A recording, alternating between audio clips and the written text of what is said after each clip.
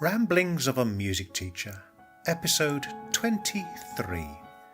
How to Choose Your Exam Pieces. This week's topic comes from yet another question from one of my subscribers. Rohan Nunagonda, I hope I pronounced your name right, asked, "May you please make a video explaining how we should be choosing our pieces for the exams?" Firstly, let me thank you, Rohan, for your question, and by the way, if anyone else has a question they would like me to cover in a future video, please do leave a comment below.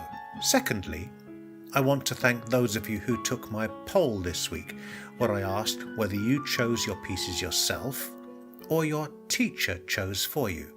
Interestingly, the vast majority of you, 72%, said that you chose yourself. There were also some thought-provoking comments below the poll. One of you wrote, "The teacher plays all the songs for me, and I choose." And by the way, this is exactly what I do with my students.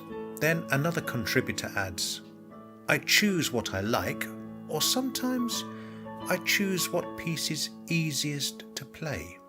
Now, this raises an interesting point. I totally agree that you should play the piece that you like. If the music inspires you, then you are much more likely to play it musically.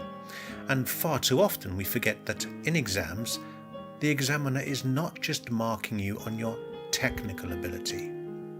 If you enjoy playing a piece, the examiner will enjoy listening to it, and no doubt you will get a better mark. As to the second point the contributor raised, I never really advise my students to play the easiest piece, mainly because there is no such thing. All pieces have their own areas of difficulty, even though that might be, for example, speed for one piece and awkward stretches for another. That said, there will be some pieces which suit certain people better. As another subscriber, Nighthawks, wrote, "I told him what pieces I liked, and he told me what he thought I would be good at, and we go from there." Maybe a student with smaller hands might avoid a piece with big stretches. With this in mind, I myself tend to point out to my students the areas of difficulty in every piece, but I still like them to decide mainly on which one inspires them the most, simply from listening to it. I have had students who see one piece is a page longer and immediately decide against it before they realise that very often this piece includes a lot of repeated sections and doesn't actually involve as much learning as it first appears. I want to leave you this week with a question related to this picking your favourite piece idea.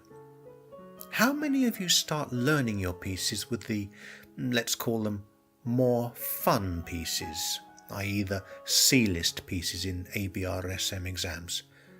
Or do you have a different criteria for choosing which piece you start learning first? Please let me know in the comments below. And as always, thanks for listening, and tune in next time for more ramblings of a music teacher.